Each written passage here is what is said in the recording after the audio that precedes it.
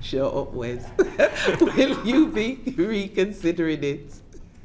Look, it is something we are constantly put under pressure on from Parliament and the public. We will do as much as we can, as fast as we can on NHS dentistry. Absolutely awesome. And my final question is around palliative care. So, palliative care does not feature significantly in the 10-year plan. What I've noticed is it's been mentioned, I think, about 4 times with all the experts that have trolled through it.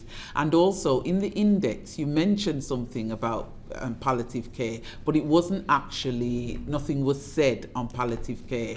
With all the issues we've now got to address inequalities, we're looking at palliative care through the 10-year plan, also through the context of the terminally ill.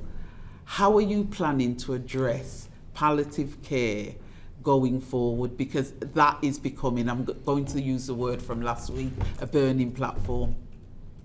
Yeah, so palliative care does feature, particularly in the context of neighbourhood health services.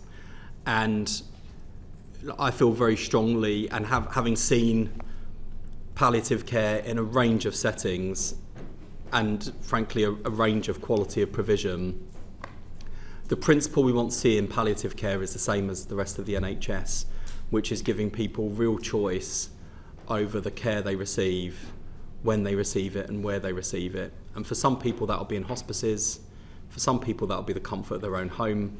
Wherever possible, we'd prefer it to be the latter, but that won't be right for everyone. We've obviously taken some steps already in our first year with £100 million for hospices through capital investment, which has been used to good effect to either expand or modernise estates, or often buy the kit that's necessary to provide good hospice at home care.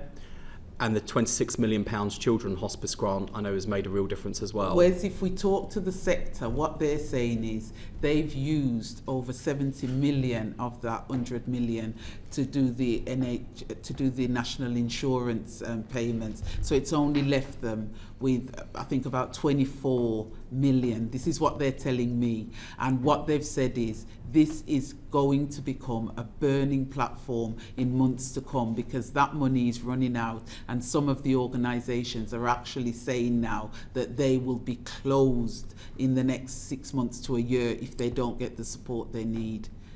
So I'd say, I've never been comfortable with the extent to which hospices are reliant on the generosity of the public through donations to fund something that I think in today's day and age is an integral part of the health and social care system. What I can't do with the scale of the challenge that we currently stare into and the pressures on the public finances commit to moving us as far down that route to state funding as I would like. So in the meantime, I think, certainly we will continue to do everything we can through state investment.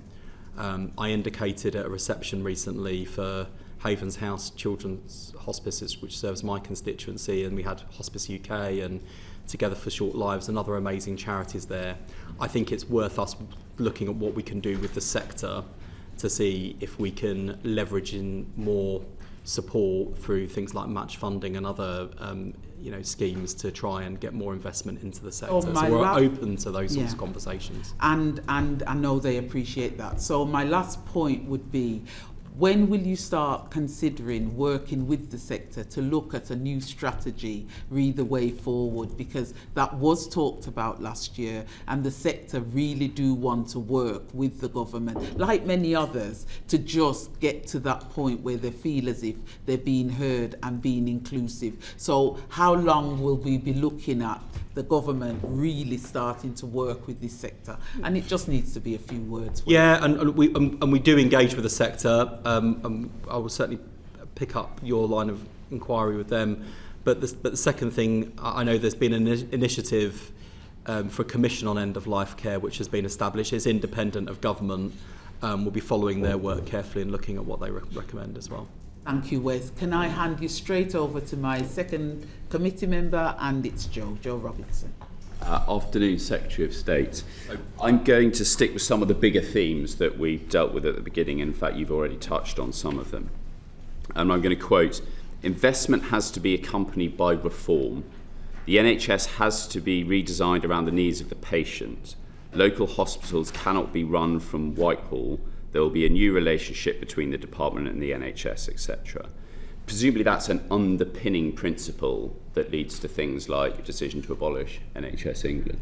Yeah, that's absolutely right. And what we're trying to do is a few things. One is to shrink the size of the centre, make its focus more strategic and holding the system to account on outcomes, and devolving as much power, resource and responsibility closer to the front line and at the front line as we possibly can. We also want to make sure that our financial flows and incentives are aligned with our public policy objectives. So, because if there's one thing I've learned about this system in the last few years that I've been in this portfolio, is that money talks. And if you get your incentives aligned or indeed misaligned, you either get the desired outcomes or the completely unintended outcomes. And that's why working with the system on the design of those is going to be really important. We also want to make sure through the technology and innovation side that we've got a big focus on productivity, because it's one of the big challenges, not just for the NHS, but given the size of the NHS, it's a challenge for the British economy. Just try another one. The NHS is more as productive as possible. Yeah, could I try another one, which I hope you'll agree is a theme, a different theme, but nevertheless a theme. So a quote, "The NHS has been too slow to change in its ways of working to meet modern patient expectations for fast, convenient, 24-hour personalised care. Changes in primary care will help ease the pressure on hospitals so that they can concentrate on providing specialist care." I mean, that, presumably in a nutshell, is the shift from hospital to community. Completely agree. Yeah. So my concern is that absolutely none of this is new. Well-meaning, well-intentioned, but none of it new, because the two quotes I've just given you are actually lifted directly from Alan Milburn's NHS plan in the year 2000. And that plan delivered the shortest waiting times and the highest patient satisfaction in history, so it sounds like we're on the right track. But there's lots of stuff in the plan. Is this a back to the future? Are you Doc Brown taking us back to the year 2000 to sort out the NHS? No, I've not gone that grey in this job yet. But I think the themes are, as I think we said in response to the chair's questioning, like the shifts themselves are not new ideas. Delivering them in practice in this NHS really would be. And there are lots of things contained within the plan that are new models, new ways of working, a new approach to innovation, adoption and rollout. So there's plenty of things in there on the prevention side that are novel and innovative, as well as things that are well evidenced and need to be rolled out more consistently. Perhaps you can help. What's the difference between community diagnostic centres, multidisciplinary GP surgeries, DARSI centres, and now, your word for it, neighbourhood hubs? I mean, these are things that have run from the year 2000, 2008, 2012, and now your plan. They sound like the same thing, just with different names. Your name is neighbourhood hubs. Perhaps you can start by telling us how that's different from community diagnostic centres or DARSI centres from 2008. Well, DARSI centres, or polyclinics as they were known, were effectively strangled at birth. There are still a few around. It was a source of huge controversy at the time for something that I think, as an approach, I think people agree doing neighbourhood health and population health at scale is a good thing to do, and that was certainly borne out through the consultation. Community diagnostic centres are by definition diagnostic centres, and what neighbourhood health centres will do is bring under one roof a whole range of different services to give patients a one-stop shop with the principle that anything that can be done outside of a hospital setting in communities, in neighbourhoods, should be. Hospitals should be for the most serious cases, complicated procedures, operations. What we want to see happening in neighbourhoods is the opportunity to go in and get much faster access to consultations and diagnostics, to be able to have things like your blood tests, scans, all under one roof, minor injuries, urgent treatment centres, all of that can be done in primary care. And the reason we know that to be true is because in pockets of exceptional practice in this country, it's already happening. And one of the core themes of the plan is to take the best of the NHS to the rest of the NHS. When Tony Blair and Alan Milburn were doing this in the 2000s, like you said, it delivered the sort of healthcare that you'd like to see. They were spending 6.8% increase year on year on health. You and Rachel Reeves have got a plan to spend 2.7% according to the last budget. So how are you going to deliver spending historically low figures? In fact, 2.7% is lower than the 3.5% of the last Conservative government. I'm just interested as how you're going to pay for this. Well, it's why investment needs to be matched with reform. And the economic circumstances were very different for the last Labour government. This is a government that has to live within its means. But as I've argued for some time, the NHS has become more bloated. There is waste in the NHS. And the last government is a good kind of case in point as to why you can't just throw money at the problem. Because if it was a case of just throwing money at the problem solves the problem, the last Conservative government should have had a decent run at it. They poured quite a lot more money into our hospitals, significantly expanded staff in our hospitals, and you would think with the pressure hospitals are under, sensible thing, right? Except that all of the congestion caused in hospitals finds its route outside. So it's either people can't get the right primary care, or they can't get access to primary care soon enough, or care in the community, so they end up going through the front door of the hospital, either in an emergency department or onto an elective list in a far worse condition they would otherwise have been in had someone got to them sooner. Or they're then stuck in a hospital bed and can't get out because there either isn't the social care or community care bed capacity available. And so what we're doing is a system-wide approach that recognises that if you want to improve the flow of patients through hospital and everything from your A&E waits, your elective times, delayed discharge performance, you've got to deal with primary care to deal with the problems at the front door, and you need to deal with social and community care to deal with the problems at the exit door, put crudely. If we take this plan, which is a set of good aims, as we've agreed, there's nothing hugely revolutionary or radical there in terms of the overarching themes. My view is the one opportunity you've got to succeed where perhaps other governments have only partially succeeded is the delivery, is how do we do the change? But there's so little in here about how you're going to deliver. So perhaps you can tell us how to get to the end point, which is in this document. And if you can tell us about that, where can we see it written down? I'd like assurances it's not still only in your head. No, we'll keep coming back to you as a committee as well. But look, this comes back to the very first line of questioning, which is there is a way of doing this which is imposition of change, or there's a way of doing this which is about taking people with you.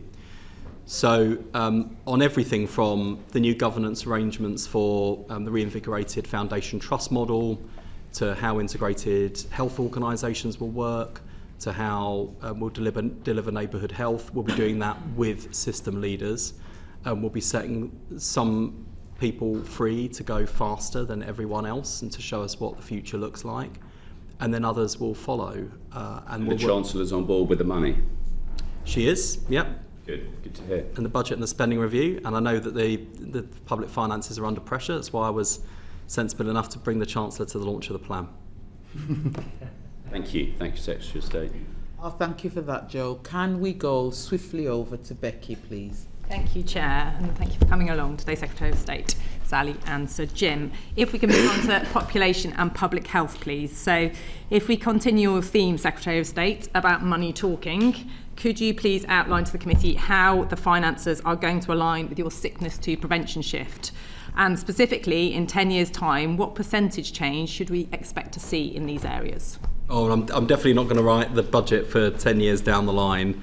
But would we expect to see a change, Secretary of State, in terms of the shift from sickness to prevention and the money following it? Yeah, and look, over time, what we want to do is see far less spent on the price of failure. And, obesity costs the NHS 7.3 billion a year, alcohol 4.9 billion a year, tobacco still, despite all the progress we've made, 1.9 billion. Economic inactivity due to sickness. in the NHS, 2 billion cost to the economy. So you can see sort of right across the board, we're paying a very high price for failure. What we've set out in the plan are a number of approaches, some of which you would consider a sort of conventional public health, and obviously we've got the tobacco and vapes bill going through Parliament, which, you know, in terms of the impact and benefit of the policy, would provide the NHS with £6.6 billion worth of savings, and we're going to go further by clamping down on vaping of young people. But then there are kind of more radical approaches. So what we're proposing is to do with supermarkets, for example, to improve the nutritional value of the average shop. I don't think has been tried anywhere else in the world. The genesis of the policy was an idea from Nesta, who we've worked with to develop that policy. We've got a number of the big supermarkets on board. And taking that approach will lead to a very different sort of approach, not just from the state, but from the food and drink industry as well. Okay, Secretary of State, so perhaps we'll go straight to that then. So a voluntary arrangement with large food companies has been tried before under the previous administration. Prime Minister Cameron tried this and yielded very poor results. In fact, the only evidence-based increase really was around the legislative food tax. So how is this voluntary agreement going to be different to previous voluntary agreements? Well, the reporting and the target would be mandatory. We want to work with the industry to get it right. It's not in any of our interests for it to fail. But the data on the food and the drink that we buy from supermarkets is already held by them. It's some of the best public health data in the world. They had already been calling on us to publish the data. And so that's the bit we should look to do with them most quickly. But then I think we should work with the industry to set a target for improving the nutritional value of the average trolley or basket. Okay, and I agree, the public health data are good, but I'm sure that you're aware that in terms of socioeconomically deprived areas, there is a substantive number of our population who do not access their food and their nutrition through supermarkets, and therefore how is this particular initiative going to address those inequalities, and if it's not, how are you looking at the nutrition of people who are in what we call food deserts, where they're accessing their foods through smaller shops, etc.? So 85% of our shops come from supermarkets. I take the point you're making about the exceptions and some of the areas of the highest levels of deprivation. But I don't think we should let perfect be the enemy of the good. I agree, Secretary of State, but in terms of proportionate universalism, if you were going to put your investment into a place that would make a substantive difference, would you not agree that you would put it into the most deprived areas to see that improvement, which I think actually is your aim in your 10-year strategy? Yeah, and that's why in a speech in Blackpool recently, I announced our determination to change our funding formula for investment in public health to target those areas of highest level of need and deprivation. We'll be taking a similar approach to reform of the Cahill formula for general practice. I think it's a disgrace, frankly, that if you are living in the poorest community in the country, there'll be about 300 more patients per head than the most affluent, so it's the inverse care law, like writ large. But the supermarkets thing is significant because by setting the target in the way that we will and actually giving industry the freedom to innovate, I think we will see things like loss leaders and price promotions on the healthiest products. I think we will see supermarkets thinking more creatively and ethically about their marketing practices, the layouts of their shops, and the wonderful thing about this approach we're proposing, if we get it right, is actually it will lead to less nanny statism, ironically.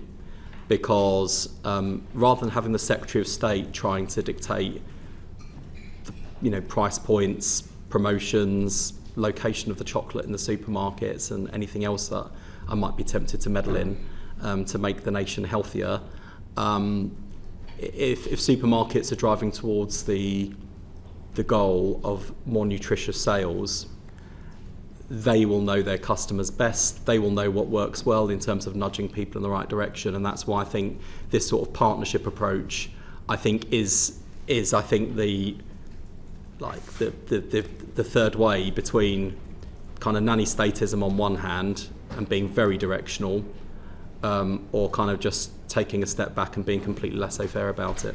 Okay, so I look forward to seeing how the choice architecture improves our lives. The data so far don't back it up, but I very much hope that you're correct. Can I go to something that perhaps is more directional, which is alcohol, which you mentioned the cost of alcohol to the National Health Service and to people's lives. So could I ask why in this 10-year strategy we are not making a commitment to set a minimum unit price when the available evidence shows that this is an effective way of reducing harmful alcohol intake? Minimum unit pricing, I know that there is a loud campaign in favour of minimum unit pricing. That's not something the government has chosen to proceed with at this time. I'm sure there'll be a healthy debate on that in Parliament.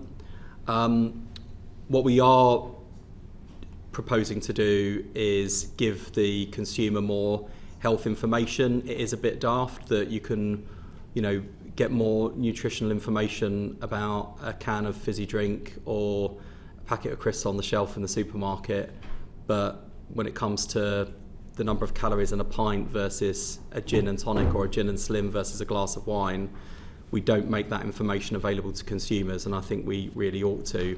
We do need to go further on tackling what I would describe as problem drinking. 4% of people drink as much as 30% of the alcohol consumed each year, and they do that at serious consequences to their own health and sometimes to the detriment of their own lives. And that is the issue I think we need to, with the whole sector, have a more focused approach to tackling. Okay, so I look forward to that robust debate on minimum unit pricing. Perhaps moving on to something else that is also in our legislative agenda, which is the junk food advertising ban before the watershed. Could you explain why that's being delayed, please? Well, it's still it's coming in from the new year. There were perfectly reasonable, legitimate concerns about going as fast as we were proposing to. Sorry, Secretary of State, what were they? The readiness of the industry to comply and the way in which the regulations would be subject to potentially misinterpretation. So I think it's fair to say the industry, they know it's coming, it's definitely happening, there's no wriggling out of it. And actually what you'll see in the run-up to Christmas is widespread compliance. But there was I think a reasonable debate about brand advertising versus product advertising, and we wanted to work with people through those issues so that the law actually works in practice rather than catches people up with laws of unintended consequences. So that's the only reason for that delay, but you should still see widespread compliance. Okay, and just to explain, if you can, around the branding issue, so is the conversation that you can't show the product per se, so the food product, but the argument from the industry is that they should be allowed to advertise their brand? Is that the argument that's going on? In a nutshell. Okay, and do you have a sense about where that's going to land yet or not? We'll keep you updated. Okay, thank you. And my final question is around the health mission. So obviously the National Health Service, it's great that it's going to be a National Health Service again, but I know that you're all too aware that health in and of itself is it should be a mission across all the directorates and into local authorities. So I just wanted to ask, it's gone quite quiet, is the health mission still alive? And if so, how is it shaping the broader health prevention agenda with this 10-year strategy? And if it's, died a death, who and how is now are now shaping this very important issue across the relevant directorates? No, it's still very much alive, and one of the things that is working really well in the health mission is the way in which we're firstly galvanising other government departments behind the focus on public health and prevention. So on this policy I mentioned on supermarkets, for example, would not have been possible without the joint working between my department and DEFRA and the support of Steve Reed, the Environment Secretary. Similarly, the work that Lisa Nandy is doing to try and reorientate our cultural and sporting offer to underserved working class communities with high levels of deprivation need across the country, very much aligned with the health mission. Bridget Phillipson's work on not just expanding free school meals and breakfast clubs, but making sure they are nutritional the work that we're doing in partnership with DFE and DCMS on school sports and making sure we've got qualified PE teachers, upskilling education on PE and games in our schools, all really important stuff. And there's a whole load of stuff just like that that's coming together under the health mission. But we're also Secretary of looking... State, is housing and air quality, are they there and live? Yeah, look, one of the things that is exciting about the Deputy Prime Minister's commitment to build 1.5 million new homes is that one of the biggest challenges we see are the number of children living in temporary bed and breakfast accommodation, not able to have decent space to live and learn and play, often in accommodation that doesn't even have basic cooking facilities, and so the takeaway is the only option. All of those things, all of the social determinants of ill health, that is what we as a government are committed to tackling. And moreover, we can't do this as government alone. We need to work with business and civil society, the private sector and the voluntary sector, to bring all of this to life, and that's exactly what we're doing. The supermarkets policy is a good example of working with the private sector. We've got an exciting collaboration which is coming out tomorrow to get more young people kind of physically active and engaged to tackle the issue of obesity amongst primary age children. So you can expect much more of this sort of stuff coming out of government in partnership with business and civil society. Great, and just to say that obviously the public health workforce is a key part of this. I appreciate that they don't sit all in the national health system, they sit in local authorities and in different places. I note that there's not a specific plan around the public health workforce per se yet, so presumably will that be looked at in partnership with local authorities? Yeah, I very much see, especially as a former Cabinet Minister for Health and Wellbeing and Local Government, I very much see DPHs and the public health team as part of our team. And we're improving all the time the relationship between my department and Directors of Adult Social Services and Directors of Public Health, as well as elected members as well. And one of the things what I'm committed to doing with the LGA is, as part of the delivery of the 10-year plan, making sure that we've got much stronger institutional relationships, not just between Whitehall and communities across the country, but also across communities between the NHS, local government, and social care and the voluntary sector as well. Thank you. Thank you, Becky. Straight over to you, Alex. Thank you, Chair. Thank you, Secretary of State, for your answer so far. Just to carry on the theme from Becky's questioning. I know what you say about the supermarkets holding a lot of data, and it strikes me that another group of organisations that will have an awful lot of data about our eating habits is the delivery companies, Deliveroo's and Just Eats of this world.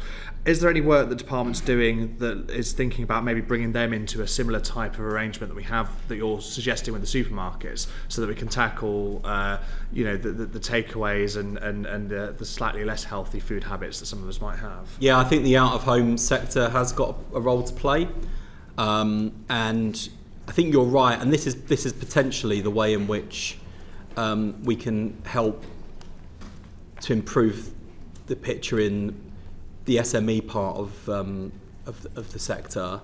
Like, government, rightly in my view, takes a much more cautious approach when it comes to regulation of your small businesses, and we recognise that asking people to do things like calorie labelling or menus or other changes to how their business runs comes at a cost, and for some businesses complexity that they can't afford, and we don't, especially the pressures on our high street, especially the pressures in the economy, we don't want to make life harder for small businesses.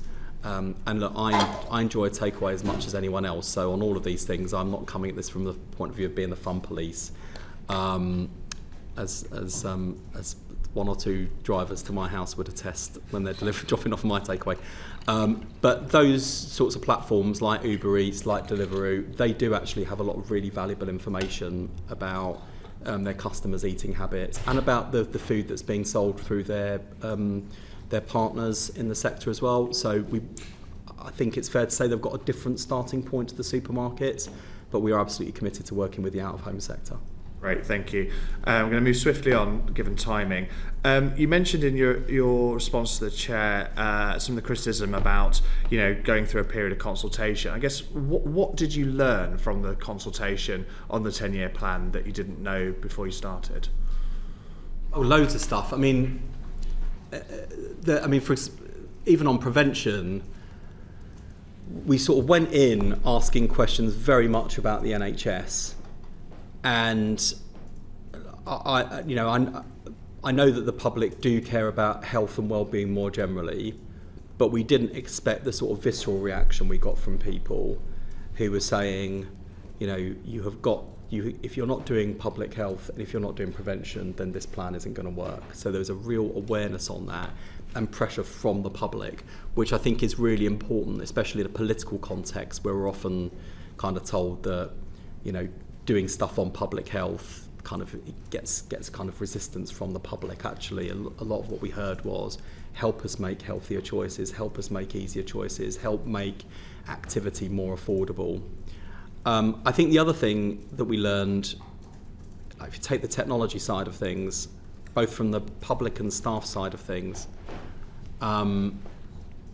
people instinctively get it, particularly amongst NHS staff. Lots of them are scientists, so they're really excited and aware of and enthusiastic about AI, machine learning, data, genomics, and all of the other stuff that's going to completely change the paradigm of health in this country and around the world this century. But what they were often saying to me directly, as well as through the engagement exercise we did, is it's all very exciting. I can't even get my machine to turn on reliably in the morning. I'm using 7 different passwords to log on to deal with a single patient. And so kind of what we learned there is that if you get the basics right, you'll get a lot of trust for the stuff that follows. And I'm amazed that this hasn't made more front pages or grabbed the headlines, but our commitment in 2026, 2027 to give all staff a single login to deal with the 7 passwords issue. I mean, I can't believe that has not been greeted with a level of fanfare as some of the other ideas in the 10-year plan. But actually, in all seriousness, it's really important because it will prove to staff, to the point that Joe was asking about and the chair was asking about. You've got, I think, a lot of people out there that are willing us to succeed, but are still sceptical about whether some of these things are going to happen. Sure. So the more we can prove more quickly, I think the more momentum we'll build behind the plan. Great. And moving on to workforce, obviously workforce can be very key in delivering this 10-year plan, and it would be remiss of me not to take this opportunity to ask you about the strike, threatened strike action from the BMA. Could you update the committee on the progress you've made on securing a meeting with the BMA's Resident Doctors Committee? Yeah, so I'm pleased to report that the BMA have taken up my offer of meeting this week. So we will be meeting to see if we can find a way to avert strike action. I have to be clear with the committee, as I was with the House last week, that there is no more room for manoeuvre on pay, but there are lots of other things that we can do and should do that would lead to material improvements to resident doctors' lives now and into the future, including on progression. But these things are always choices and trade-offs. Lots of things that resident doctors are asking for in terms of things like doctor unemployment or progression into specialty posts, both of which I agree with them on. They do cost money. Many of the other things that we want to do in the NHS cost money. And that's why going on strike, having received a 28.9% pay increase, is not only unreasonable and unnecessary, given the progress that we've been making on pay and other issues, it's also self-defeating, because it will come at a cost of the things that we want to invest in to improve the NHS. And at a time when the NHS is moving in the right direction, when waiting lists are falling, GP numbers are going up, and people are feeling a sense of cautious optimism about the NHS's future, I think it would be a catastrophic mistake for the BMA to throw all of that progress into reverse by walking out on strike. The public don't support it. Even a majority of resident doctors didn't vote for it. So I hope that when we meet, we can see a way through this that avoids the misery that will be inflicted, not just on patients, most importantly, but also on other NHS staff and the future of the NHS. Thank you, Secretary of State. And in terms of, obviously, they've announced an initial 5-day strike. If that was to go ahead, what assessments has the Department done on what the impact that might have on elective waiting lists? Well, actually, I should probably bring in Jim as well on operational planning, but I'd just say a couple of things. We can mitigate against the impact of strikes, and we will, but what we can't do is promise that there will be no consequence and no delay, no further suffering, because there are lots of people whose procedures are scheduled over that weekend period, and in the period subsequently where the NHS has to recover from the industrial action, who will see their operations and appointments delayed. I have a relative in that position. My family are currently dreading what I fear is an inevitable phone call saying that there is going to be a delay to this procedure, and I just think this is an unconscionable thing to do to the public, not least given the 28.9% pay rise. The other thing that I have found actually shockingly irresponsible about the BMA's position is their leaders seem to be telling their members not to inform their trusts or their employers if they're going out on strike. Now, I might not agree with the BMA's strike action, but I do accept they have a right to strike. I do accept they've followed the rules in order to go on strike. What I cannot fathom is how any doctor in good conscience would make it harder for managers to make sure we have safe staffing levels, would make it harder for other staff who are going to be turning up to work that day, not least the staff who have not had a higher percentage pay rise, many of whom are paid less than resident doctors. So I just think the sort of the BMA's approach to this from start to finish has been completely wrong. They started off a year ago with an incoming government that had an enormous amount of goodwill towards them, an enormous amount of sympathy for the arguments they were making, and worked quickly to resolve those strikes. And not just a deal to end those strikes, but the opening up of a partnership where we could work together to improve the NHS. And instead of working in partnership, they've chosen confrontation. It's not too late, even at this late stage, for us to get back on the path I wanted us to be on, of working together, of driving real improvements for resident doctors and for patients, but it is going to require a different mindset. The government's changed, the policy's changed, it's time for the BMA's tactics to change, and the idea that doctors would go on strike without informing their employer, not allowing planning for safe staffing, I think is unconscionable, and I would urge resident doctors who are taking part in strike action to do the right things. I'm sure many of them will. Jim? I better just check with the chair, because I'm out of my allotted time, Jim. No, you've got another 51, 52. Bring Jim in then on that one. So just to add to that, I lived through this as a trust chief exec, in the last few rounds of it. It's first of all to reiterate what Secretary of State said. Everybody respects the right to strike, but this is hugely disruptive, much more disruptive than we've been able to describe so far. I've worked with all the consultant colleagues at the end of a week when they've been working very, very long hours through the night to keep the service going. I've met with families who've had diagnostic processes cancelled 3 or 4 times because of strikes. And a lot of this narrow definition about what's technically necessary, I don't accept. It's not that straightforward, and we won't be accepting that kind of process this time. So really hope that this is avoidable. But we also can't allow this to play out in the way that it did last time, with a huge impact on people's lives, colleagues working in the service, a cancellation and a disruption of clinical pathways that is very hard to quantify the impact on. So I would just say, let's not just get too focused on the impact on the elective list. There's a whole range of other disruption that comes with this that we must avoid at all costs. Thank you. Thank you, and thank you for that line of questioning. Can I move swiftly over to Greg, please? Thank you very much, Madam Chairman, and good afternoon, Secretary of State. Unfortunately, I shall be continuing some of the line of the questioning. Can I characterise your view, therefore, on the strikes, that the strikes prior to the general election were reasonable, whereas the ones after the general election were unreasonable? Just a yes or no. Well, I felt that the previous government was unreasonable by refusing to sit down and negotiate with the BMA for extended periods of time. Yes? I think the strikes before the general election were avoidable.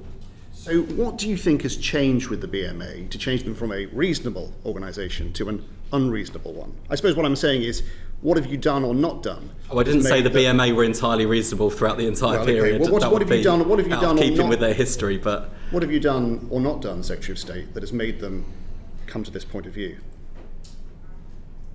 Well, look, as far as I'm concerned, we've done the right thing. We came in. The strikes have been ongoing for a considerable period of time, at great cost to the taxpayer and at great cost to patients. We recognise the arguments that they've been making about pay erosion and about the conditions that resident doctors were working in, and we recognised the pressure they were feeling as doctors at a particularly early stage in their careers. And so I was proud of the deal that we did last year, proud of the decision we took again this year to implement the recommendation of the pay review body. Taken together, that's a 28.9% pay increase. And I would have expected, not unreasonably, that the BMA and resident doctors would think, okay, we might not have got everything we asked for, but we've moved considerably in the right direction, and this is a government we can do business with, as other trade unions do. You know, we are, in the Labour Party, we're used to dealing with trade unions. Our history is anchored in the trade union movement, and we don't always agree with trade unions, even those affiliated with the Labour Party, but we do understand the value of trade unionism and the importance of deals and bargaining. But I don't see a reasonable kind of trade union partner in the RDC section of the BMA at this time, and I hope but isn't that part change. of the problem, Secretary of State? Isn't the problem that you gave them a massively inflation-busting pay rise, you asked no increase in productivity or efficiency from them, so essentially they've just come back for more? Do you accept no responsibility whatsoever for the position we're now in? Well, firstly, I don't hold resident doctors responsible for the sort of the productivity challenges we have in the NHS. I think actually there are many aspects of the way that they are treated at work which are fundamentally unproductive. So I don't regret the deal that we struck with resident doctors. I do regret that they are in danger of squandering the opportunity of partnership in favour of a more adversarial approach, which is unnecessary, and I fear will prove self-defeating, because if these strikes go ahead, with the financial costs that are entailed, not to mention the misery inflicted on patients, we have to find that money from somewhere, and that will come at the expense of things that they value. I think you've made that point clearly, Secretary, and I think I suggest we all agree with that point of view. In December 2023, you noted that the then government was giving a higher pay rise to doctors than it was to nurses, and you said it was, and I quote, completely wrong, a slap in the face to nurses, and it seems to me fundamentally unfair. So if the nurses went on strike, would they be being reasonable or unreasonable? Well, I hope that we're not going to get to that position with nurses, not least because we do have a reasonable dialogue and relationship with the Royal College of Nursing, Unison, and others in the agenda for change. I hope we don't get there either, but if we do get there, Secretary of State, would they be being reasonable or unreasonable, given your own previous comments on this issue? Well, we're working with those unions on agenda for change, pay structure reform. That's what we've agreed to do. I think so long as we fulfil our end of the bargain, then everyone will be happy and we can move forward building on that progress. If this government breaks its commitment to nurses and agenda for change staff, I think they would be rightly and justifiably angry, which is why we're not going to do that. So, given that, as we heard in front of this committee some months ago from the then CFO of NHS England, most of the amount of money that's been put in this last budget was eaten up by pay rises, inflation, drug costs, etc., and therefore there isn't a vast amount of money left. Will you commit to having no above inflation increases to any health staff during this Parliament? Well, we firstly have an independent pay review body process. I think that process is working largely well. I recognise that trade unions have a number of criticism about the way the process works, and I'm always happy to talk to them about how the process could be better. I thought, for example, the criticism that the PRBs reported far too late in the year was not just frustration felt by unions, but felt by me too, which is why I suppose what I'm trying to get to, submitted Secretary, evidence is earlier. what your view on this is. I mean, I understand the processes, but what's your view? Do you think the public sector NHS staff should get an above inflation increase over the next few years or not? Well, we always take into account the recommendations of the pay review body. What I would say to NHS staff is the best way for us to be able to deal with the pay erosion they've suffered over many years, and to make sure that we have a competitive rate of pay for NHS staff and a decent standard of living for all of our staff, is to make sure that on reform and productivity we're going as hard and as fast as we can. And that's why we've had to make some decisions on things like the abolition of NHS England, and bringing ICBs and systems back to balance, which at the moment are causing considerable pain for people involved in that decision-making process, and anxiety, I don't need to cut you that's off, why we have to make some of those A choices. small amount of time. I want to ask you about one other subject. So the Darcy report, the Darcy report the EU Commission said, the dire state of social care is among the reasons that the NHS is in a critical condition, and you said at the Labour Party conference there is no solution to the crisis in the NHS that doesn't include a solution for social care. So why has there been really pretty much no inclusion of social care in this 10-year plan? I don't quite accept that characterisation. So social care features insofar as it impacts on the NHS. So we would envisage social care being part of the neighbourhood health ecosystem. Much of the care delivered in people's homes will involve partnership with social care. In fact, we want to upskill the social care workforce to be able to undertake certain health tasks that we think under proper training they could undertake, would have to be supported with better pay. Delayed discharges, really big role for social care to play, and I would expect NHS organisations to look, when commissioning intermediate care accommodation for admission avoidance and accelerated discharge, that we'd be buying more capacity with and through social care. So that's how social care featured in the 10-year plan. But of course there is a Casey Commission. Report 1 is out next year, and then the second report will be out subsequent to that to set out the long-term direction. Well, that nicely brings me on to the Age UK, what Age UK have said, and they say delaying the process of comprehensive social care reform will only make it harder to restore the NHS back to health in this Parliament or even the next. Don't you accept, as Age UK seem to be suggesting, that kicking social care to the end of this Parliament by increasing national insurance contributions on the vast proportion of the social care sector is actually hindering social care and therefore will have an impact on how deliverable your 10-year plan is? Well, I don't agree with kick the can down. Since coming into government, and we've only been in a year, we have increased the spending power in social care significantly. We have delivered the biggest expansion of the carers allowance since the 1970s, a big increase in the disabled facilities grant. We've legislated for fair pay agreements. The Deputy Prime Minister and I will be setting out shortly how they will work in practice and how we're going to roll them out. So that's quite major improvement. I'm not pretending for a moment it's a panacea. I'm not pretending for a moment it's a panacea, but those are meaningful, demonstrable steps in the right direction, and there is more to come. I will. I'll leave it there because I'm sure the chair wants to come in. Final question from me. I have a number of health-related concerns within my constituency of Farnham and Borden. Will you be willing to come and meet some of the doctors and patients in my constituency to hear their concerns? If the diary allows. I'll take that as a maybe. Thank you very much, Chairman. Not that in there, Jeff. Okay, over to you, Ben. Thank you, Jeff, for your line of questioning. Secretary of Over to State, you, Ben. Secretary of State and Jim and Sally, thank you very much for coming today. And this has been a fascinating read, and also a nice read in large print, which makes a change. The separate government document actually makes it easier to read. I just want to talk a little bit about equality, and particularly race inequalities and inequity as well, which of course is different from inequality. It's excellent that the 10-year plan references inequalities and to see the determination to improve matters there. But it says relatively little when it comes to ethnic or race inequalities. And you'll be aware that we've been looking at this as a committee. The work we've been doing on maternal health, it shows quite serious differences. More black women die in childbirth, as the 10-year health plan references. More black children die in childbirth, at least twice as many.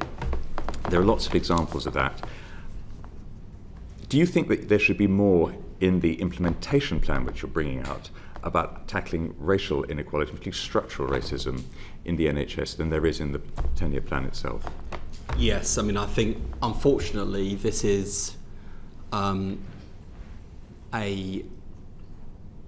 huge issue in the NHS at every level. If you look at the experiences of Black and Asian staff, if you look at the experiences of Black and Asian patients, even adjusting for class inequalities and social determinants, we are seeing unequal outcomes for patients. We're seeing bullying of staff, which actually, when you think about how long we've had Black and Asian staff in the NHS since the beginning of the NHS, I think it's just completely intolerable. We don't have enough Black and Asian faces around executive and non-executive boards across the NHS, and that culture flows right down. In the work that I've been doing on maternity, obviously the Black maternal mortality gap has been well publicised, and should be no less shocking to us now than the fact we've become used to those statistics.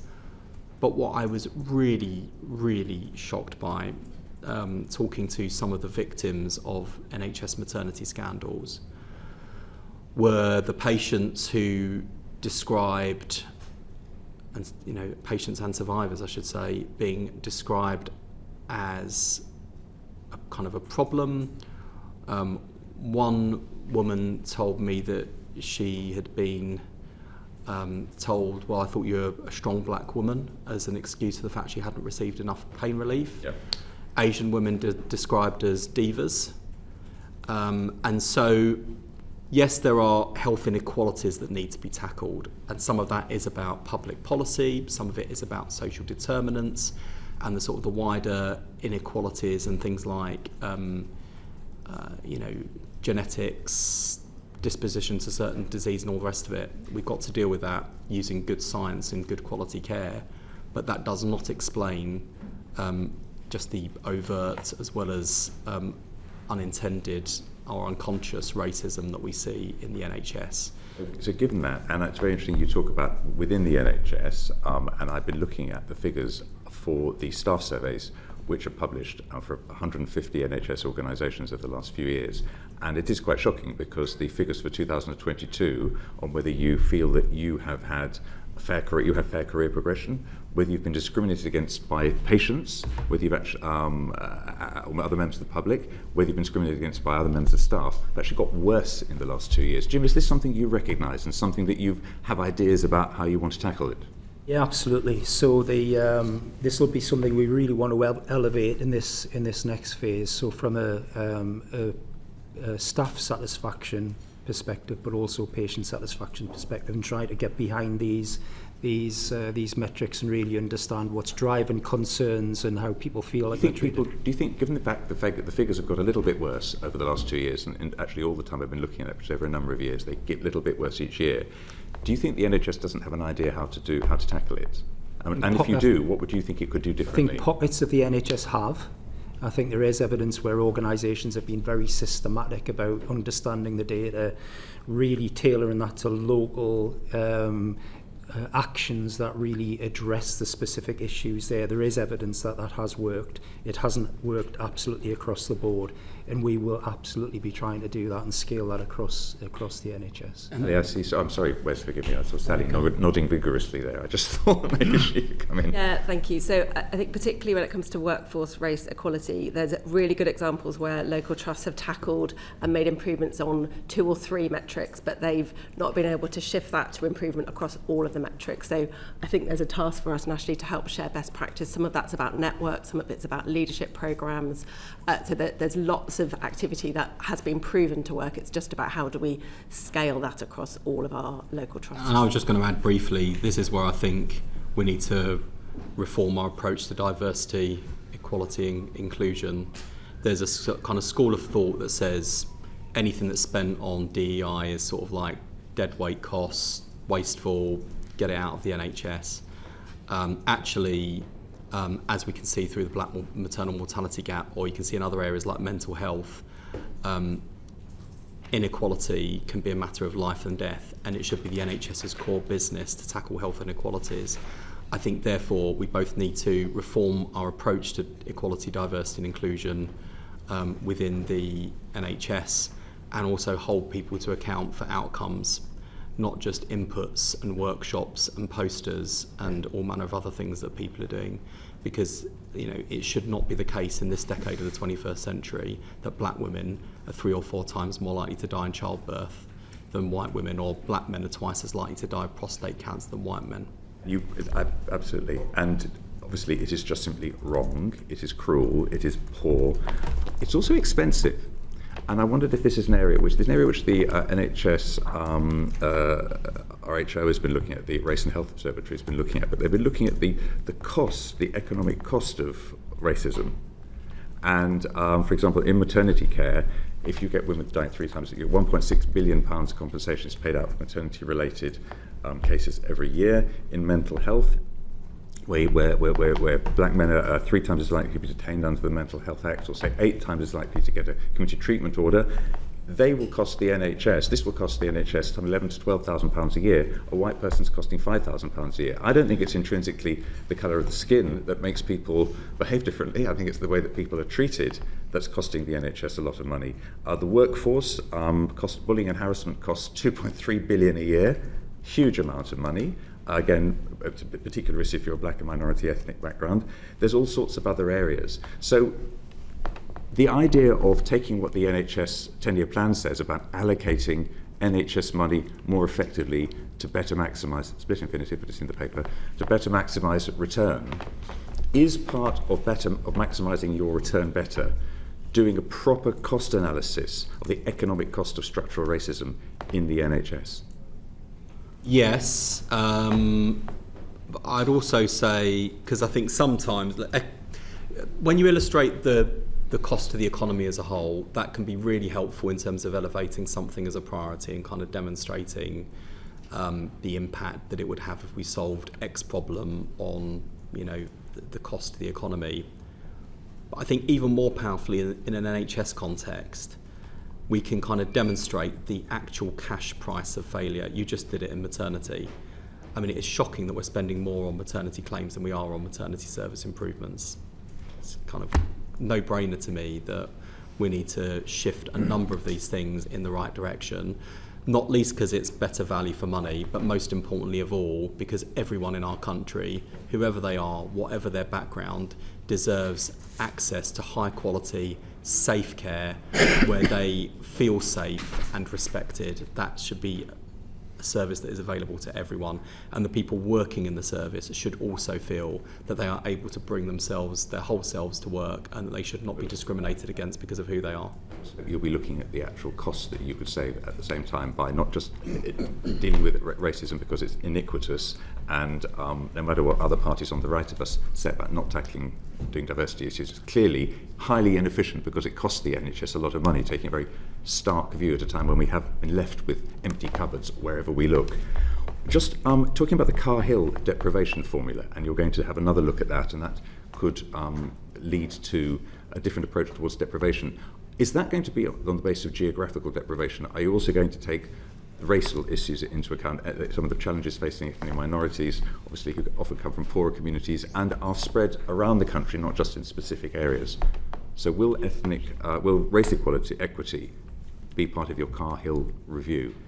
Well, we're going to consult on Cahill, and I think it would be a reasonable thing for people to ask us to look at, and we'll take that into consideration. Will you take that into consideration? The real thing we're driving at is to make sure that the level of resource going into general practice is able to meet the needs of the local population. And so you've got to take into account a whole range of demographic pressures and societal conditions on the health need and demand, Sally. Yeah. So we've also said we're going to ask the Advisory Committee on Resource Allocation to look again at our overall formulas for allocations to integrated care boards, and we want to look there at a whole host of factors that can drive health needs. So some of that will be geography, some of it will be economic circumstances, but there will be a lot around coastal communities, for example. We know there's a higher health need, we know that there'll be different health need from different ethnic communities, so we want to look at the best possible evidence base to then have a new formula that reflects current and future need for health. No doubt we can come back and discuss whether we think your approach is right and it's a necessary thing. Final quick question, slightly different thing, neighbourhoods. A question about who's going to lead these locally. It could be GPs, it could be hospitals, it could be NHS trusts, it could be private companies. Yes? All those are possibilities? In terms of neighbourhood health services, we would anticipate these would be mainly NHS organisations, but you could imagine, with some of the things that we want to achieve, that we'll be working with people like Boots and Specsavers to deliver a greater range of services as well. But led by NHS?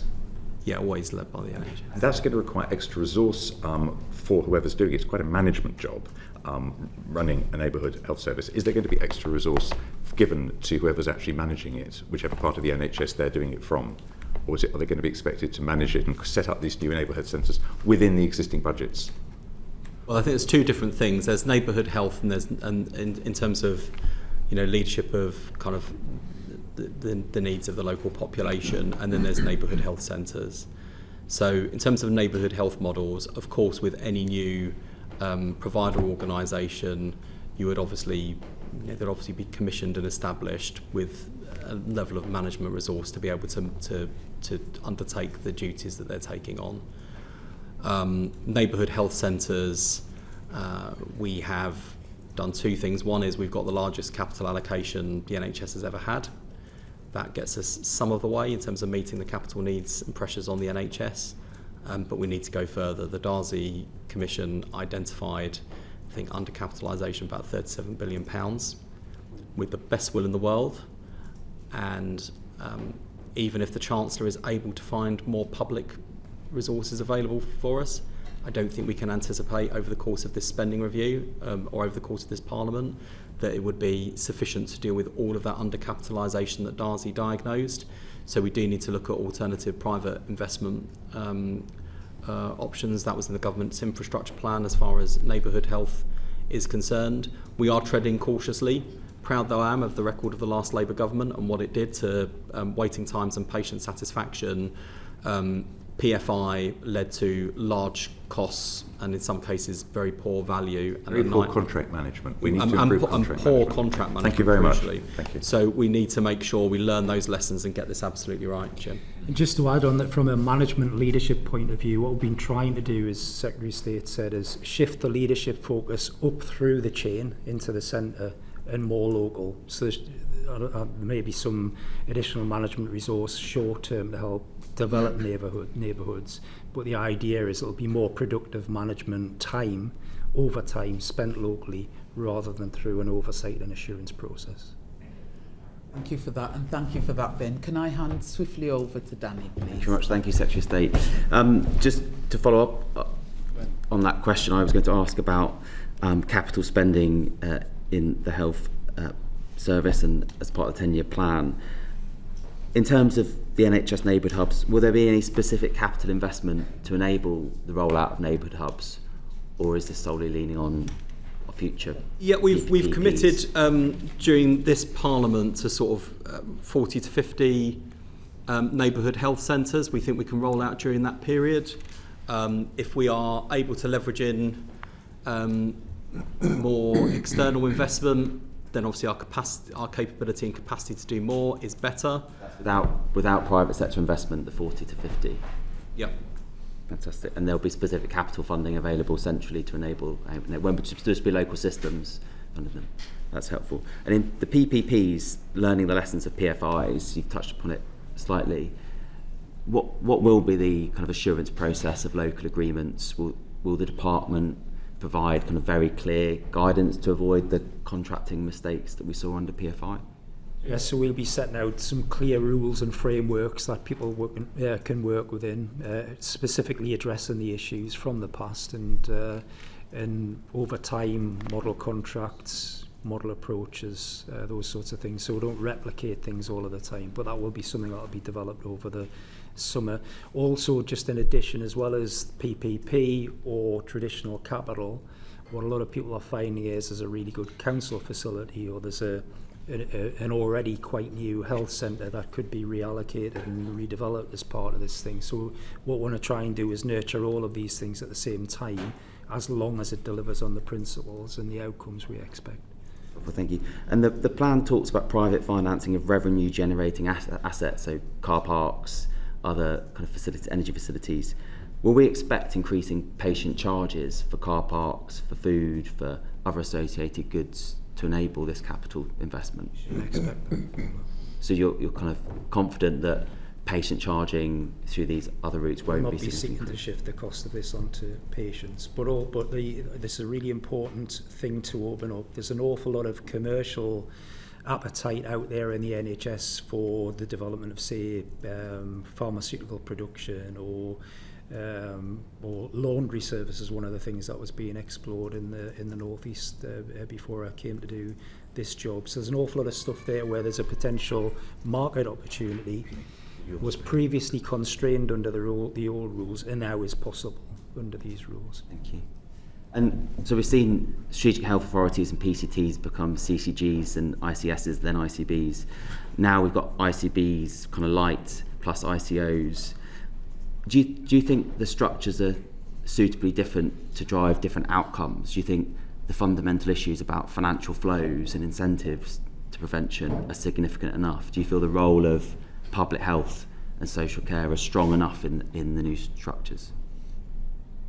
Yeah, I do. I'm happy to. So I think throughout this discussion we've come back through history at various points when we've tried some of this in different ways, and it's either worked or hasn't worked, or worked for short periods. There are really strong common principles. The use of the financial incentives, a devolved system, clear rules-based system, but also the clarity that you have to work with local partners, whoever those local partners are, and sometimes there's a really strong voluntary sector or independent sector, or you've got a specific housing issue or social justice issue. There's always public health and there's always social care. What would make them work? They should absolutely be at the table and be really key partners in all of this. The extent to which different to PCTs, then ICBs through ICPs. Is that different? So in some of those previous incarnations, the involvement meant representation on a board or in some form of governance system. What we're trying to say here is work with partners actively. Don't just address it in the governance system. Because sorry? That sounds quite similar to person on a board to me. How will it look different to a person on a board? I'm talking about operational, clinical, social care colleagues, practical people on the ground working within a set of rules. They will have to work together operationally and in terms of... It's about working at every level, and my point is it's not done when you've appointed somebody into a board. This has got to work right the way through the system and be less bothered about who works for who, but more about what they're delivering for people. And I want to see, in terms of the development of neighbourhood kind of health and care plans, I want to see people working together to develop those plans and sign them off together in a spirit of partnership, because I think it's fair to say, and having sat in different parts of this system over the years, the NHS always feels like the big beast at the table. Some NHS organisations are better at partnering with their voluntary and sector and their local government partners than others, but it should be like close working, mutual respect and partnership should be the norm, not the exception. I certainly agree with that.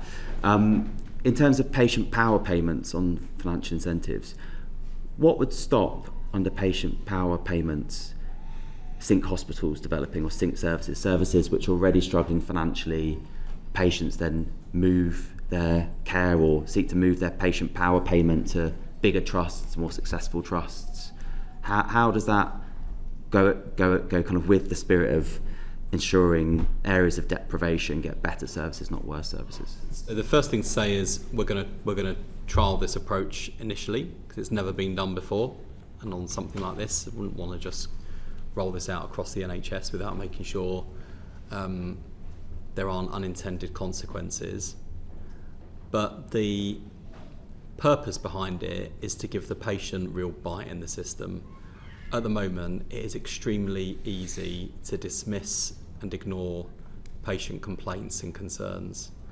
And I've seen that in the most egregious cases of families who've been failed in the most appalling way in maternity services, in mental health services.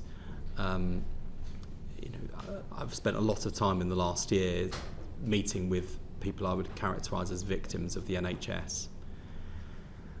Now, that's... Is a payment, sorry to interrupt, because of time's short, is a payment penalty enough to change that, or is it a change of leadership, a change of culture, investment? Well, I think ultimately, in terms of performance improvement, it's a range of levers and it's a range of consequences. You guarantee that there won't be sink hospitals and sink services that see their funding just slashed further, or they're struggling potentially in maternity services? But the money isn't pulled all way completely. It will go into a sort of patient improvement fund.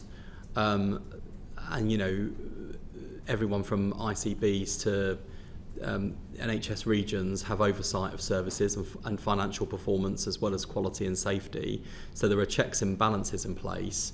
But what this will enable us to do, if it works as I intend, will be for patients to hit NHS providers where it hurts, because money talks in this system. And in doing so, that will send a signal up to us if we're spotting a whole number of patients in a particular part of the country are exercising that right to withhold payment for a particular service and put it into a more general pot. I must say that's not my big fear with this system. My fear is that it'll be a bit like someone who gets a ropey Uber driver who's taken them round the wrong route, but thinks, well, if I give them anything less than 5 stars, I'm going to get them in trouble, so it gives them a 5-star rating.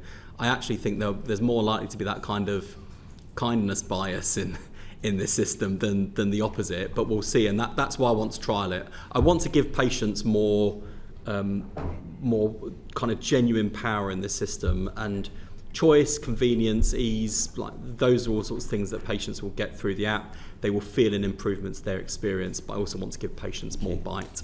On the app, a huge amount relies on digital transformation in terms of driving productivity improvements. The 10-year plan talks about bringing the NHS into the digital age.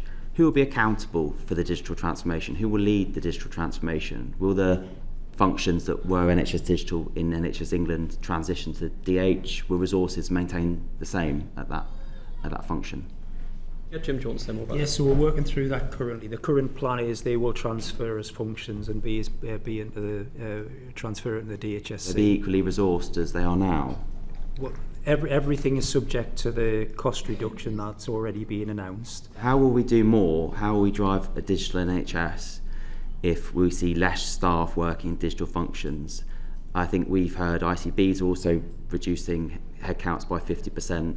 Providers are often discussed as potentially leading digital transformation, but many of them are being pushed to deliver more frontline staffing, and usually digital isn't considered as frontline staffing. I think the Business Committee recently heard a session about NHS Digital. Around 3% of staff in the whole health service are in digital functions. Do you imagine that that 3% across central, regional and local systems will go up, will stay the same? So everything is going to have to be challenged. There isn't part of the health service we can say you're absolutely 100% protected from a cost-saving point of view, given the overall position. We absolutely want to be sensitive and understand need and not shrink something when it actually is going to disable capability and capacity going forward. We also know that there's huge variation right across the system in terms of what people are currently investing in all of this. So the short answer is we can either say it's a straight 50% everywhere, or those things are completely protected, because it's just much more complicated than that. Mm.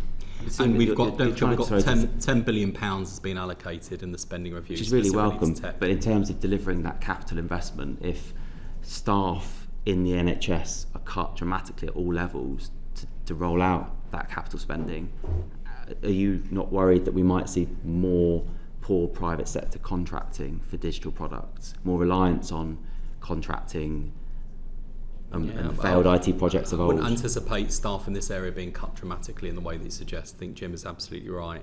In terms of the design of the new organisation, we want to reduce overall headcount by 50%. That's not the same as taking 50% out of every team and function. And clearly this is an area that is absolutely critical from a health security point of view, system delivery point of view, and future transformation point of view. Thank you so much, Secretary of State. Thank you, Danny. And can I go straight over to Andrew, please? Thank you very much.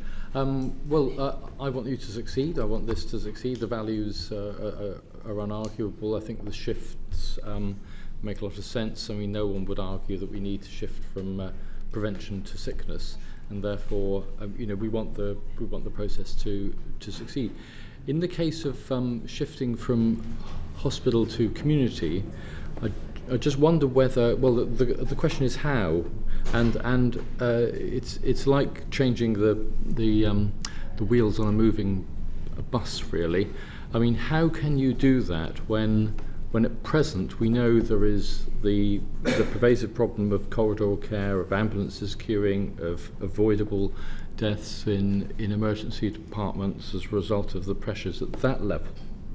I mean, how can you take resources away, which is, I think, is in effect what you're proposing, whilst also making sure that the services are stable enough? Don't you need to double run to a certain extent? So the two problems you describe are inextricably linked. And so, what we'll be doing over time is driving the left shift, not just in terms of transfer of resources, but also transfer of responsibilities.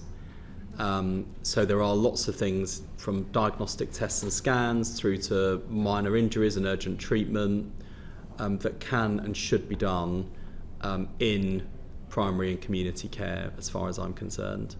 There are also areas where we can and should make savings in hospital care, particularly in terms of outpatient appointments, where we want to significantly reduce the pointless activity that takes place in outpatients, and also to deliver more outpatient care where it is needed, to make sure it's delivered close to people's homes or indeed in people's homes, which will be more easy and convenient. I mean, we're only a year in, but we have already started to signal what that shift looks like with £889 million into the GP contract, the employment of additional 1,900 GPs. We are beginning that left shift. It is going to take time, and one of the virtues of having a 10-year plan is you do these things in a managed and orderly way rather than a disruptive and, worse still, self-defeating or destructive kind of way. And you believe that it's possible in relation to the emergency entrance into the hospital, which is the one which I was referring to. Yeah. You're content that can be managed, and the crisis, we have to call it a crisis, it's still a crisis. It's not your fault. You've inherited it. It's a difficult one to overcome, but you think that we can get on top of that at the same time as you're doing everything else. Well, there are lots of people who are presenting in emergency care who do not require emergency care, and I don't criticise those patients because often it's the only place they feel they can access. But there are lots of things that the NHS is doing that, if rolled out consistently, would make a massive difference. For example, hear and treat services when people are phoning up for an ambulance, being triaged on the phone, and often, as I saw actually with Jim's predecessor, Amanda Pritchard, up in the northeast on Teesside, instead of waiting hours for an ambulance that when it turns up is probably a little bit grumpy even if they don't show it because they think you didn't need to see me, someone else could have done this, they had a community response car out from the community-based team, much faster, so better experience for patients but also better use of taxpayers' money. So I think the more we can get people the right care in the right place at the right time, the less likely they are to unnecessarily and avoidably call on emergency services, which then frees up those emergency services to do the things that only they can do. Finally, since you mentioned corridor care, I just wanted to inform the committee that we are shortly going to be publishing data on the number of corridor care beds. Because I think sunlight is the best disinfectant, and we have to be honest about the scale of the challenge, so that you can hold me to account for improving the situation, and I can hold the system to account for improving the situation. Thank you. That's helpful. Moving it on, and we'll monitor that as time goes on. Moving on, you mentioned that patients can be treated, and you've dealt with a number of cases where they've been treated egregiously, I think was the term that you used. To what extent? I mean, I'm looking at chapter 7 of the document. To what extent do you think that there needs to be more in relation to mandated safe staffing levels? I mean, for example, we know that beneath all of the heat and fury of the mid-staff's inquiry reports was chronic unsafe staffing levels in many of those contexts. So to what extent do you think that there needs to be established mandated, registered clinician staffing levels? I'd say a few things, and bring in Jim as well, and Sally. So firstly, when it comes to thinking about quality and safety, kind of mid-staffs looms large in my mind, and the lessons of that inquiry, and also the conversations I've had with a significant number of families over the last 12 months, which have been by far and away the best and worst meetings I have sat through, best in terms of the insight, worst in terms of how harrowing and distressing some of the stories I've heard have been. I think there are lots of tools we have available to us now which we didn't have when we were last in government, in terms of the quality of the data that's available, how we can use that to do much better early warning where things are going wrong, or where you can see patterns in patient experience that might point to a deeper problem and you might want to send a team in. Mm-hmm. We are also, thanks to the work of Penny Dash, looking to streamline regulation so that the people who are regulated know the rules that they're working to and can discharge safer care because they've got much clearer marching orders, and we can better assess their performance against those, reforming the CQC. So there are a whole number of things we can do on quality. On safe staffing levels, I think it's really important that we work with the professions and look at each clinical pathway and look at what safe staffing levels mean in each case, at the same time as recognising that this isn't going to be static. There are all sorts of improvements in medical science, technology. There are a growing number of roles, and obviously we are doing a bit of first principles thinking on that at the moment, and we'll be publishing the Leng Review shortly in relation to medical associate roles, for example. But I think we have to kind of make sure we're, by all means, discussing and debating safe staffing levels, but following the evidence as we do so as well. If I may move on, just one area where I think safe staffing is important, and that is nurses. And you mentioned that earlier, and you've heard the RCN were talking about their pay and conditions today.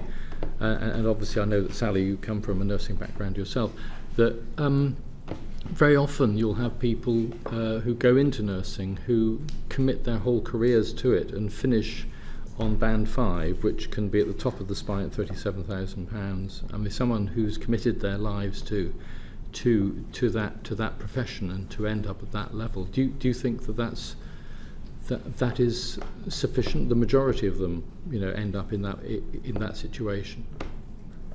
I mean, in chapter 7 you talk about recruitment and how to recruit, but it's retaining nurses is the big problem. I mean, they're leaving in their droves, and no wonder. Yeah, that's right. And I'm anxious about this. I don't think our nursing profession have received the level of respect and support to which they are entitled, and unless we give nurses better job security, better job satisfaction, and unless they feel genuinely recognised and rewarded for the work they're doing, we end up, in the worst of all worlds, of investing a lot in their training and then losing all of that knowledge and experience when they go elsewhere. And we are working, in fact the Chief Nursing Officer for England is working with the professions to develop a strategy that will make nursing and midwifery modern careers of choice to address the decline in applications to education programmes. And we have committed to RCN, Unison and others reform of the Agenda for Change structure, which I think would make a real difference. And we also want to see opportunities like consultant nurses, nurses as leaders in their own right. So I think the future for the profession is bright, but as with most things in this job, going back to July 2024, not necessarily where I would have wanted to start from. No, of course. And, I mean, that's all in the report, but just final question. Andrew, it's 37, you've got a minute. Okay, final question. In my area, the social care contracts, both NHS and the local authority, are proposing to pay care workers £12.79 an hour, irrespective of whether it be holiday, unsocial hours or any other. I mean, we know that the national living wage is £2.21. Andrew, ask your question. How can we possibly fill those contracts when the service itself isn't prepared to pay for it? It is the thing that unites the employers, the trade unions and the local authorities. Unless we pay our care staff better and unless we build a genuine social care profession, we are going to fail to recruit and retain the brilliant people we need. That's why fair pay agreements were introduced on the face of the Employment Rights Bill in the first 100 days. That's making its way through Parliament, and the Deputy Prime Minister and I will shortly be setting out how they're going to work in practice and the funding attached to it. Place to stop there, please, Wes. Can I go straight over? Thank you, Andrew. And can I go straight over to Josh? Thank you. Thank you, Secretary of State. I'm going to talk a bit about the kind of career progression of doctors and kind of training routes, if that's okay. So in 2012, 66% of doctors who completed foundation training, so F2, would go straight on to a specialty training programme. That's shifted to now it's 22%. Obviously that's a huge shift in the medical workforce, and some of that is driven by the fact we don't have enough training places. You've said you're going to get 1,000 new training places over 3 years. Is that enough? Yes, if I can go further, I'd like to. I mean, notwithstanding, I don't agree with the BMA about the timing of their proposed strike action or the necessity of their proposed strike action, but not just the concern, the anger and frustration that I hear from resident doctors, I absolutely share.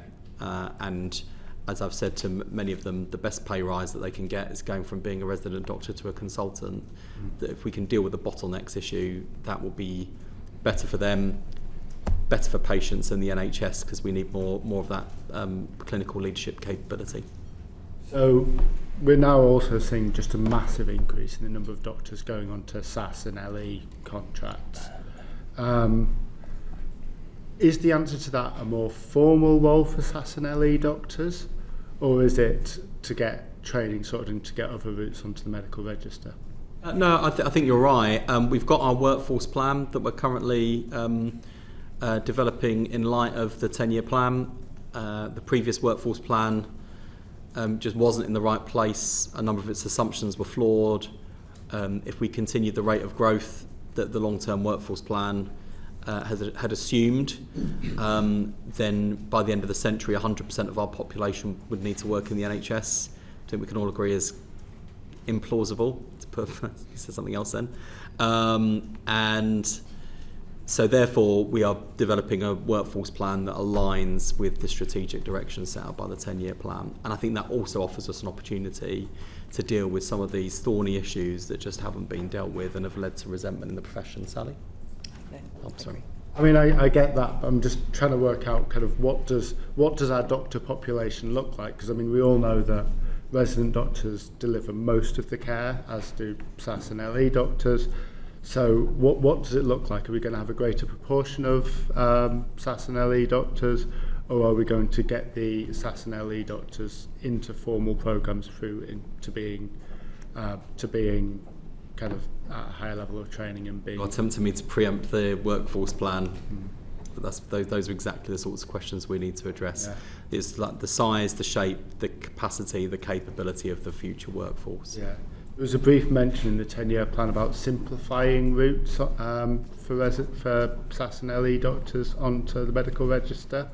I think last year 276 doctors went through what used to be the CSER-SEGPA route. Is that the right kind of number, or do you think that we should make it easier for SAS doctors to become? We do need to make it easier and simpler, and again, that's something we'll be looking at in the context of the workforce plan. I mean, we also need to look carefully at the diversity of the medical workforce. And I don't just mean doctors, but if we take medicine specifically, it is still the case that too many people who are signing on to medicine course at university are from the sort of backgrounds of sons and daughters of doctors, and we do need to make access to medicine more open to working class students from backgrounds like mine, and not just to preserve of people who can afford it. And similarly, thinking about the broader NHS workforce, one of the great tragedies, particularly in nursing and midwifery, is a lot of people who've reached a stage in their life where they might have a career change, maybe they've been doing some caring for younger relatives or older relatives, think I'm now going to go into nursing or I'm going to go into midwifery, they're not doing it. So we've got to deal with some of these disincentives, because we're losing a lot of people with really valuable life experience from going into a whole range of NHS professions. Do you think part of that, some of the assumptions baked into NHS contracts? So 60% of doctors who've just qualified are women, which is compared to a medical workforce where they make about 49%, so you can tell like it's kind of skewed younger. Is that just because it's not flexible enough? Yeah, and I was thinking back to the big row that Jeremy Hunt had with the BMA over 7-day working. And that argument looks so kind of dated now, because I think lots of people, not just in the NHS, but particularly in the NHS, would like more flexible working. And one of the reasons why we've seen agency costs shoot up is because people have seen kind of agency work as the only way to get a career that fits around their lives. And that's worse for them, because they don't necessarily know where they're going to be working from one place or 1 week to the next. And you don't build that sense of camaraderie and teamwork and relationships at work that I think we all value most of the time. It's also not great for the NHS that ends up paying through the nose, or for patients who might not have that kind of continuity, even in a hospital setting where you get to know the clinical team around you. So I think flexible working is a win-win. And again, in contrast to sort of approach we've seen in the past, I don't think this is something that we need to impose. I think this is something that we need to offer. And I think we'll find staff taking it up in a way that benefits them, benefits the NHS, and most importantly benefits patients. Do we need better flexible training as well? Because actually, if you think about the point of life at which doctors are in specialty training, and given the majority of women, does training need to be more flexible? Yeah, I think we do need to look at that. And we also need to make sure that training for all parts of the NHS workforce in all cases is valuable. There's a lot of complaining from NHS staff who feel like they are kind of subjected to a whole load of training that they feel is pointless. And this sort of kind of brings to life really why the idea that NHS staff are opposed to reform is nonsense, or that they're somehow a problem on productivity is a nonsense. Because actually one of the things that staff really complain about in terms of training they're subjected to that they think is pointless is they want to be out seeing their patients, and they know that their time away from clinical practice is valuable time.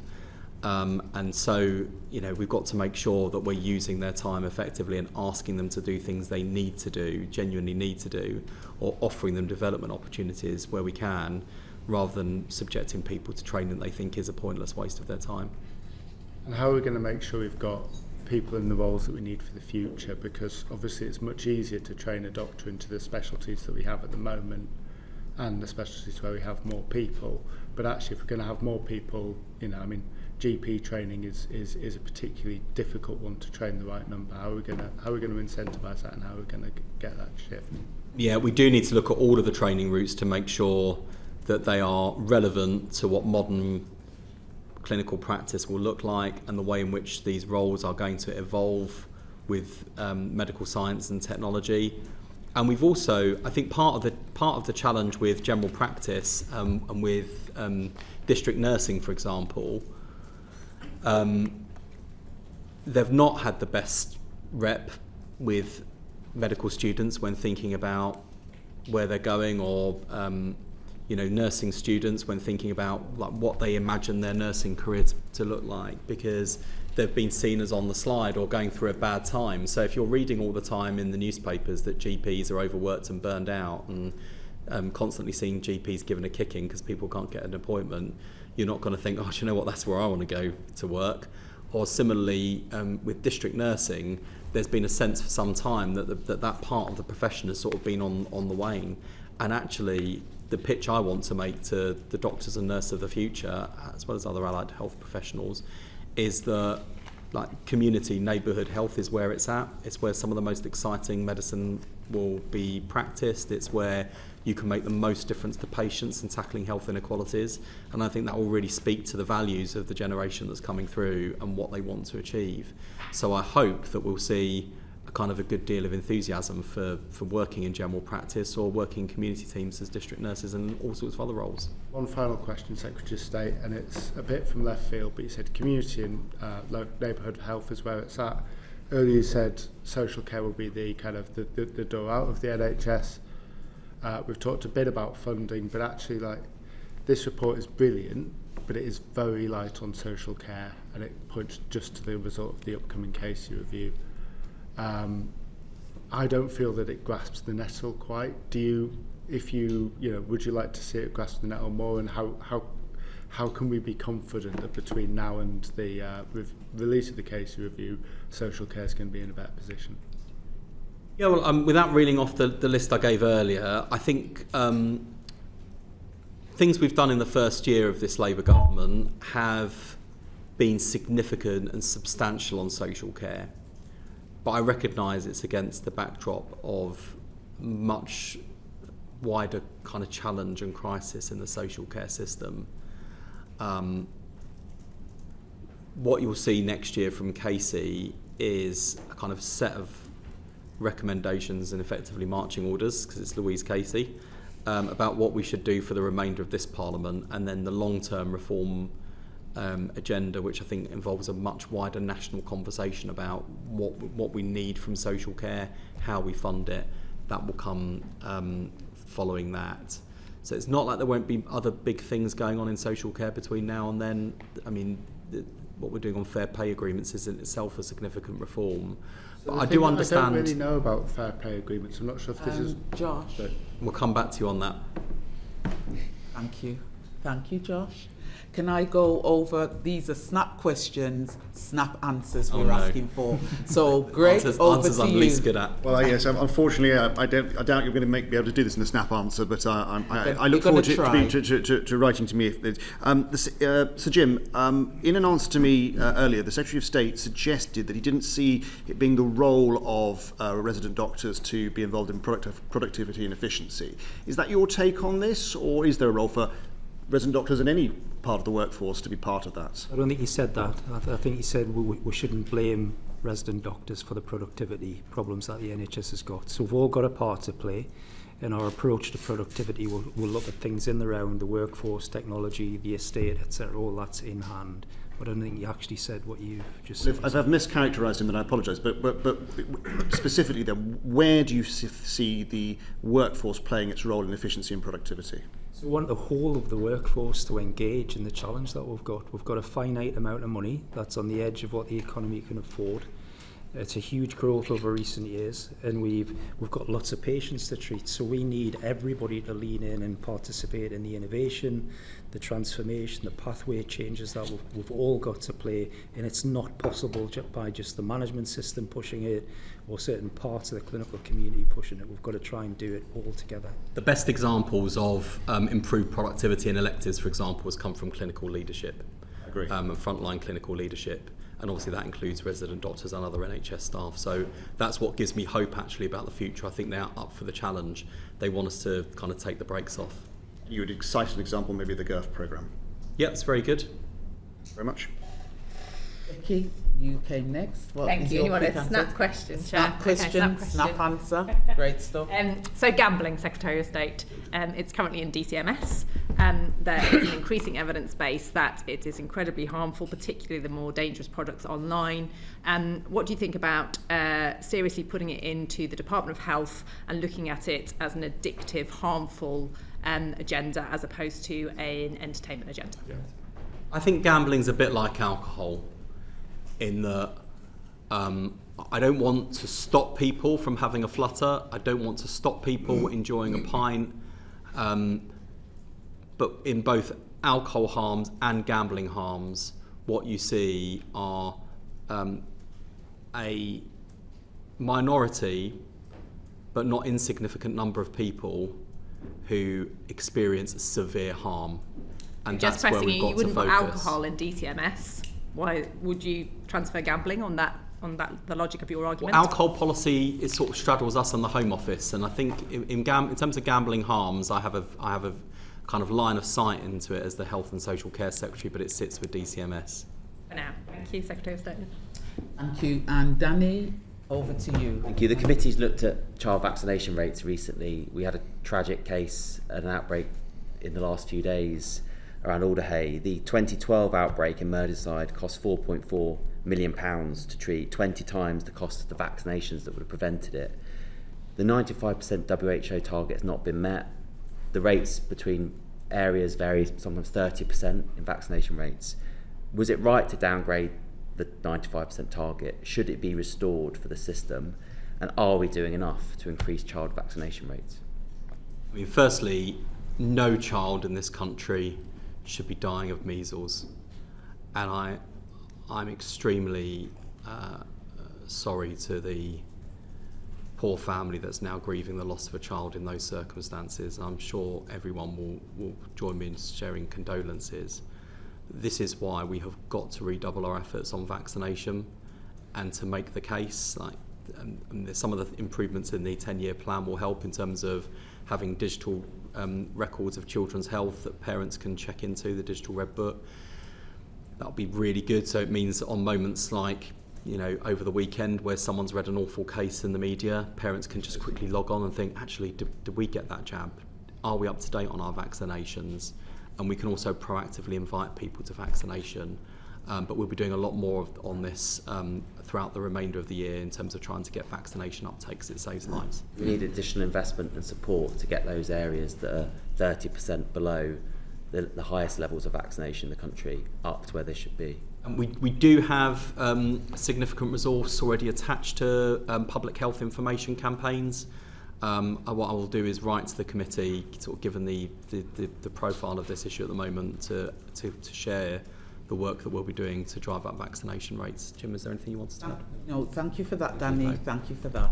Can I hand over to Ben? Yes, thank you. Fire question. Yeah, the 10-year plan has some dates for when things will happen by. Are you planning to produce a single overview timetable for implementing all the different promises in the plan? And if you are, when will you produce that timetable by? There are lots of dates throughout the plan. What we can be clear about is what we're doing over the next few years, because that's in the spending review period. Obviously, from one year to the next, you have to revise your financial planning. But overall, we've got a clear set of commitments for the next few years, which is the sort of clear line of sight that I have in terms of the money. Beyond that, we're kind of more into ambition territory. for no other I just reason ask than you I'm forgive me really for being- reluctant to make promises with, or to indeed to write checks without knowing that I can cash them. Absolutely right. So could you at least pull together everything that's there as a date at the moment and produce a single timetable? It would just be easier for us to deal with and probably everybody else out there as well. Would that be possible? It's possible, Jim. So what we're planning on doing is have the NHS produce medium-term plans in the round in the autumn, start in the autumn and complete by Christmas ideally. So that will set out how the NHS takes this plan and all of our other operational imperatives and plan that over a period of It's time. going to be one of those NHS, I mean, I've sat on an ICB for 2 years. Is it going to be a nice, simple 2-pager that we can all read as well as the 350 pages that an ICB would usually require us to plough through? Hopefully, yeah. Yeah? Just a couple of pages. All right. Thank you. Thank you, Ben. Andrew, over to you. It's a lot of homework. So you made the patient voice a very high priority for you, and not just in terms of patient power in your introductory remarks, but you're scrapping Health Watch. So what are you going to be putting in its place, or to ensure that there's an independent vehicle to ensure that the patient voice can be heard? So I'd say a few things about that. I mean, firstly, look, I don't doubt for a moment that Health Watch and Health Watches across the country have produced some valuable work over their time. But we're moving into a new phase where patient voice should be embedded throughout the whole system. There are other national organisations in this space, but fundamentally we want to give more power to the patient. Secondly, I'd say as parliamentarians, we've got to stop outsourcing our job to other people. Like, government is doing it all the time with the proliferation of loads of arm's length bodies that basically say either this is too difficult and too controversial, we don't want to touch it, so we're pushing it out over there, or we don't trust ourselves as politicians, so it's going over there. And the same is true for advocacy for the public. We shouldn't need loads of organisations to speak up on behalf of our residents and citizens. That's our job as parliamentarians and councillors and elected representatives. Thank you, Andrew. Thank you. Over to me. My last question is about black maternal health. I am passionate about this subject, as you know, Secretary of State. The fact that 3.7 more black women are having poorer outcomes than white women is an issue out there.